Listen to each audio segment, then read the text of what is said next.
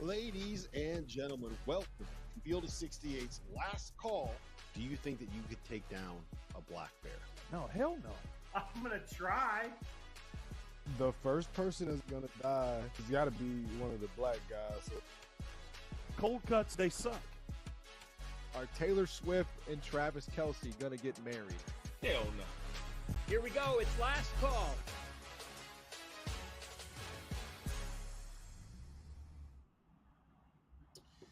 Welcome in to Last Call right here on Stadium exclusively for the next 30 minutes. We're going to be taking all your burning questions, so send them into the YouTube chat, and we will get to them in short order. I'm John Martin, joined tonight by Terrence Oglesby and Kevin Sweeney. Thanks for making us a small part of your Friday night. All right, boys, are you guys ready to answer some burning questions? Yeah, I'm ready to ask some too. Okay. Sweetie, did you check with the owners and operators of that bed and breakfast if you could go for an extra 30? I'm clear. I'm clear for the evening. As long as the people at Stadium would love to have me, I'll be there. Okay, I kind of borrowed that from T.O., but I think I have his permission. All right, let's get it going. From Brian. T.O., we'll start with you. Why did Gonzaga schedule this non-conference game in mid-February? Just Gonzaga. Why did Gonzaga do it?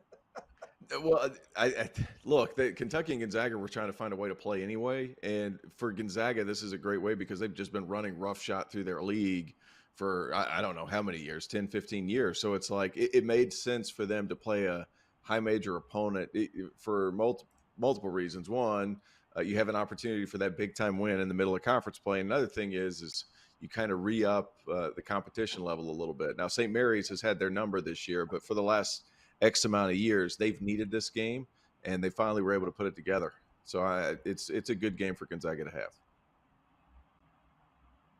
Sweetie, it's a good game for Kentucky too, right? I mean, it's good for everyone involved. Otherwise, this game would not be happening. Look, I think it keeps people sharp, especially in a post-SEC Big 12 challenge world, right? Like, to have a game like this, a featured moment, like, obviously these teams, on paper were probably better in the preseason, but I think it's awesome to have a high-level game like this that people can point to and, a little break from the monotony of conference play. I think it's awesome.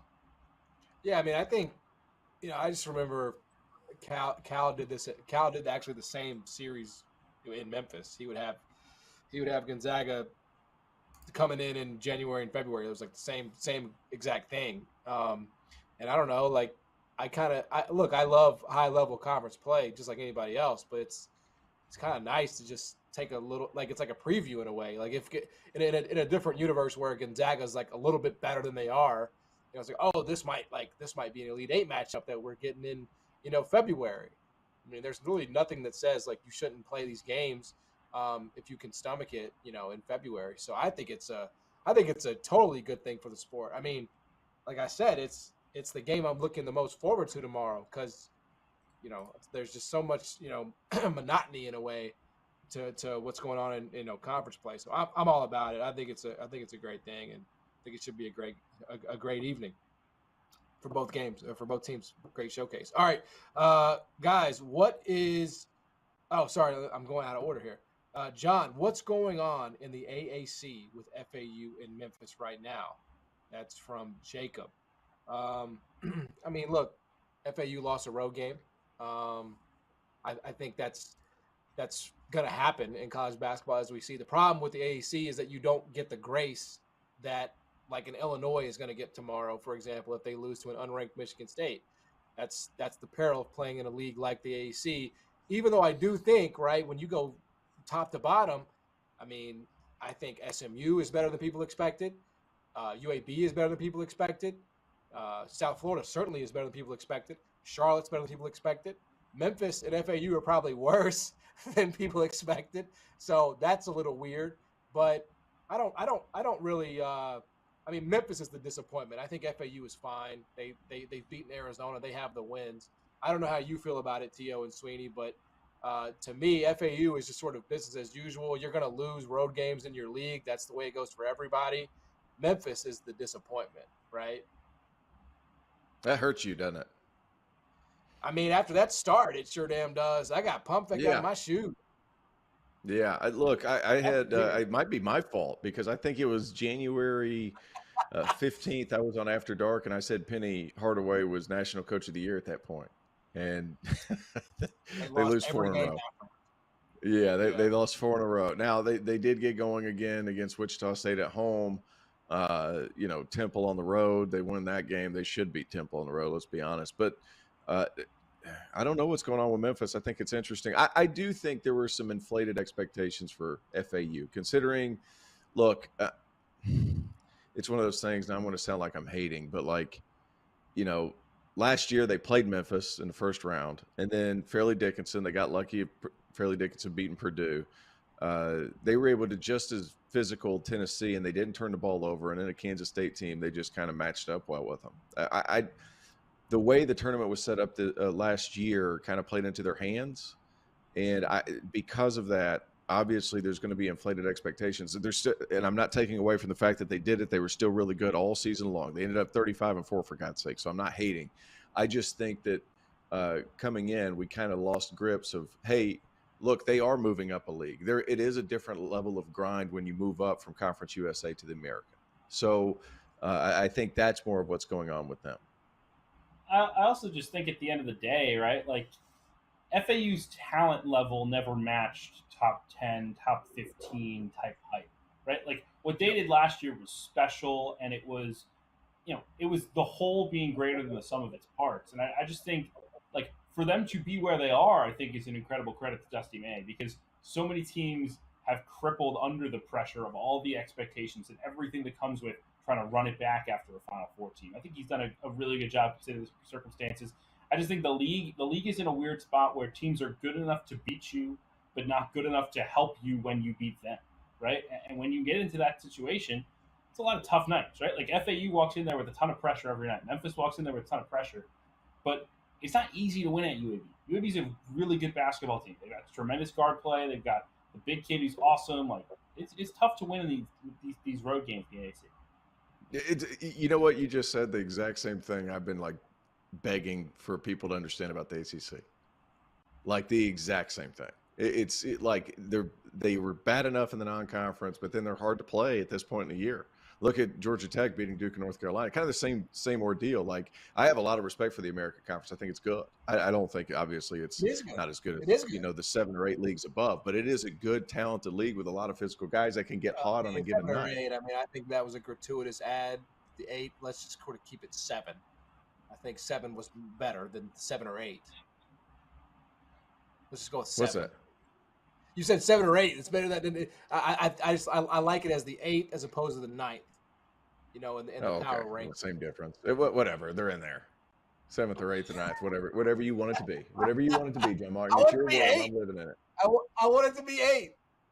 Okay, I do think it's 8. It is better. It is definitely. And I will say on the point. And by the way, I don't know if it's because I've maybe been drinking or what, but I feel like we're losing Sweeney, or I need glasses. Like you look like I got no idea what's going on here. I got no idea what's going on. Does he not? Is it just me, or does he look like he's becoming a he's blurring up a little bit. Yeah, okay. He's got Wreck-It Ralph vibes right now. Wreck-It Ralph vibes right now. Yeah, like you're becoming one with the monitor. But I've made this point before. There's a butterfly effect with FAU, even going back to the Memphis game, right? Where if Memphis gets awarded the timeout as opposed to the jump ball, FAU loses the game. They don't go to a Final Four. And it's like everything we feel about this team is very different. That's college basketball. That's the beauty of March, is that it can absolutely determine how we feel. One bounce, one possession, one jump ball, it can change everything for a program. And that's the beauty and that's the cruelty of it. And I think that's why we obviously love this sport. We all keep coming back to it. So anyway, yes, we will continue to celebrate the number 8 ranked AAC on this show every time. We have more questions. We have more questions to get to here on Last Call. We'll get to those when we come back. You're watching Last Call on Stadium.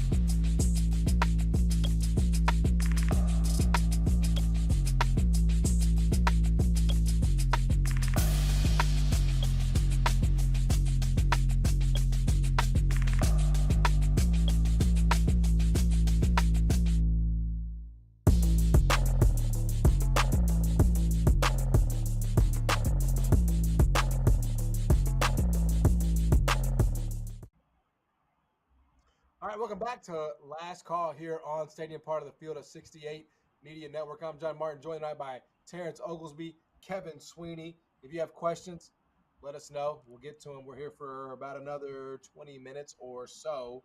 All right, Tio, we'll start with you. What is Illinois' ceiling this season? Illini 23 is waiting for more heartbreak. Hey, you know what? With Terrence Shannon back in the mix, I mean, it's a second weekend team, and depending on matchups, they could win. They could win in the second weekend too. Elite Eight is a possibility.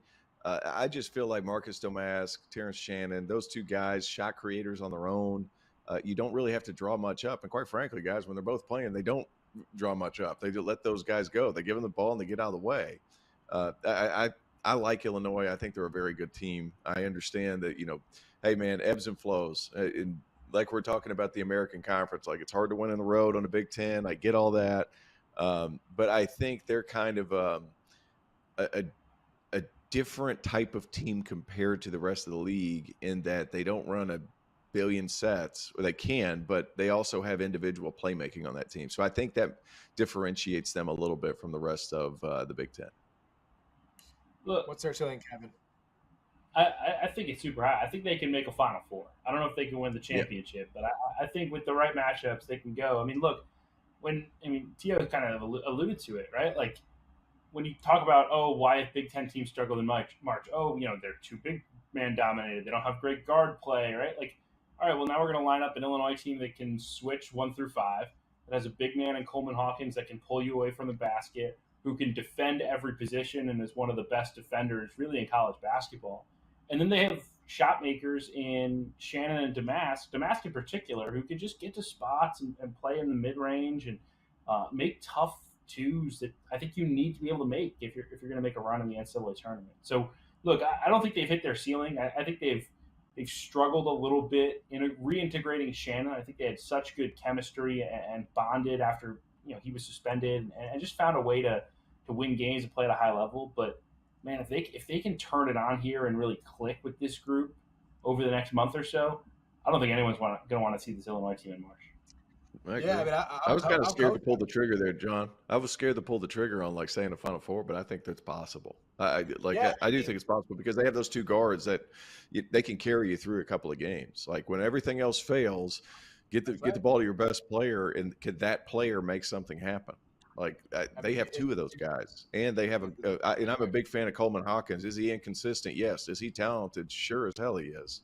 And I think he'd be talented enough on a given night. And whenever they match up against different conferences and stuff, Coleman Hawkins is a difference maker because he can guard different spots and he can pull you away from the basket if there's a big man on the other team. It's not typical that you see in conference teams play each other. And I think Illinois' best fit, along with Purdue, obviously, because of Zach Edey, but best fit playing outside the conference, especially with Terrence Shannon back in the mix.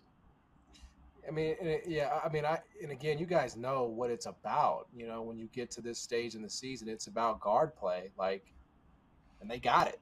It's just that simple. They got guard play. So the metrics agree. TSJ is back. I hesitate to really put a ceiling on them. I think they're definitely one of the teams that is going to be in the mix there until the very end. I think anything short of that, if in a second weekend, certainly should be the bare minimum with what they have on that group. All right, moving forward from Kyle, should men's basketball transition to quarters instead of halves, Sweeney? I think there's something to be said for making basketball, across all levels be more similar to one another. I think it's weird that college basketball is so different. But I also look at it we love all the quirks of our game, right? We I don't know if people have strong opinions about halves versus quarters, and I don't necessarily have a huge one, but I think I like that college basketball isn't trying to be NBA light, right? That you can play different styles, you can grind out games. I think there'd be benefits in terms of maybe the play style would be a little bit better. You'd have fewer free throws because you'd go to a bonus system that wouldn't be, all right, there's 14 minutes left in the half and we're shooting the rest of the way. But I do think that there's something to be said for college basketball being college basketball and being a little bit different. If that means halves, that means halves. It'll never happen. It'll never happen, John, because look, they're going to lose a media timeout, or actually 2 media timeouts if they do it. It's not going to happen. Too much money. So does the women's game not have that? I mean, the women's. I mean, Women's game goes to quarters. Women's game goes to quarters. Yes.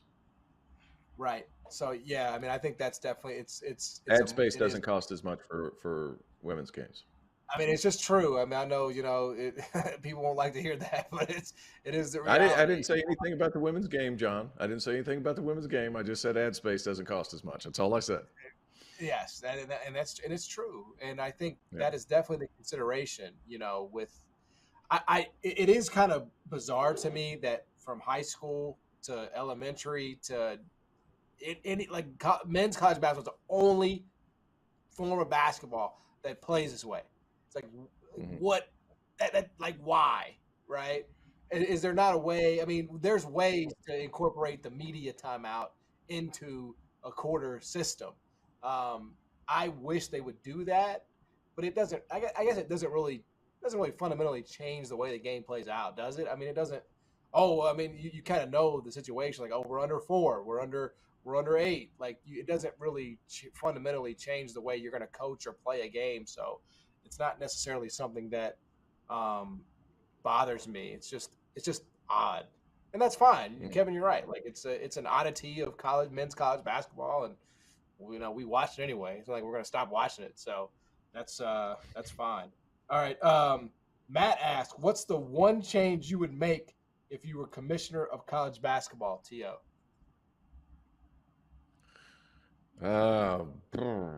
I would probably add teams to the NCAA tournament. I would add more teams, and I would make every regular season champion an automatic qualifier as well as the tournament champion. So therefore, you would have more teams in the low major ranks, be a part of the tournament, be a part of the greatness of the tournament. And I just feel like it's time. There's so much talent right now. I think the game is ready for expansion of the NCAA tournament. Sweeney, what you got? I would go away from 4 years to play 5 and give everyone 5 years to play college basketball. I think the COVID year's been great. Having more player movement is inevitable, right? Like, let's encourage kids to graduate. Let's encourage them to stay in school longer if they're not going to redshirt, which they don't do anymore. Let's expand the sport. Let's get more 23-year-old talented kids in college basketball. I think it's great for the game. No more possession arrow. We're jumping this thing. That's ridiculous. Yeah. We're not letting random arrows determine games. We're jumping it off. All right, one more segment here on Last Call. We got a few more questions. Maybe talk a little football when we come back. You are watching Last Call here on Stadium. Back after this.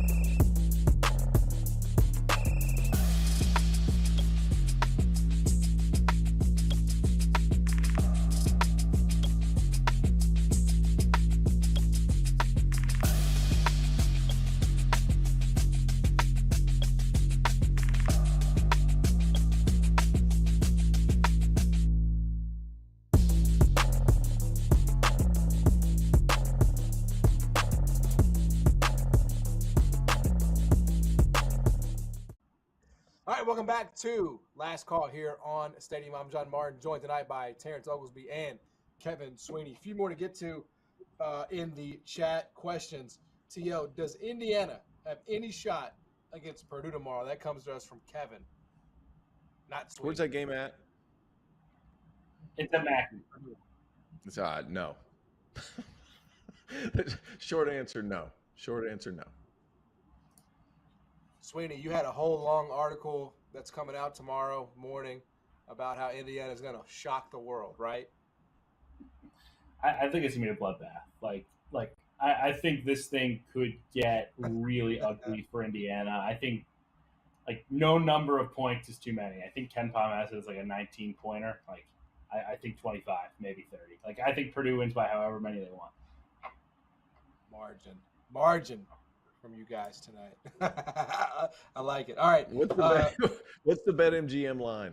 What do we have? Do we know, Trevor? Trevor, do we know?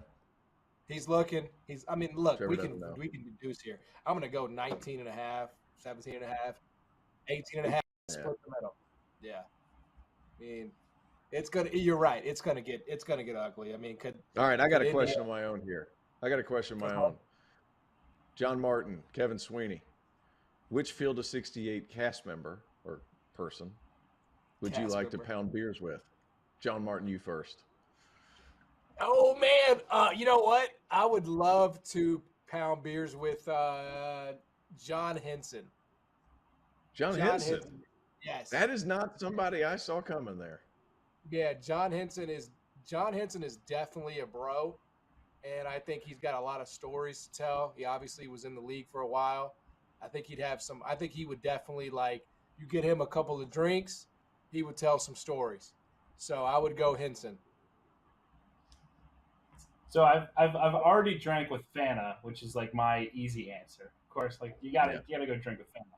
But I will say we were in Chicago for the College Basketball Hall of Fame induction over the summer, and Hansbrough got inducted. Congrats to him. And we saw him out that night, and he was having a lot of fun. And all I gotta say is, I would love to have been a part of that party. So the next time Hansbrough and I are in the same city, we're gonna get down. That's a good one. Bro. I would be worried to say the wrong thing, bro. I'd be like, oh shit. I don't want to say the wrong thing to Hansbrough. He's gonna look at me like crazy. The only problem if you went out with Hansbrough and he got reckless, you might have to fight your way out. Of whatever club you're in. Sure. You gotta go with the more mellow Tar Heel, bro. You don't have to worry about that with Henson. Henson's cool. He's not trying to get in any fights. You went with the guy that's gonna you're going on a rager. You're going crazy. Bonfires. I mean, it could be anything with Hansbrough.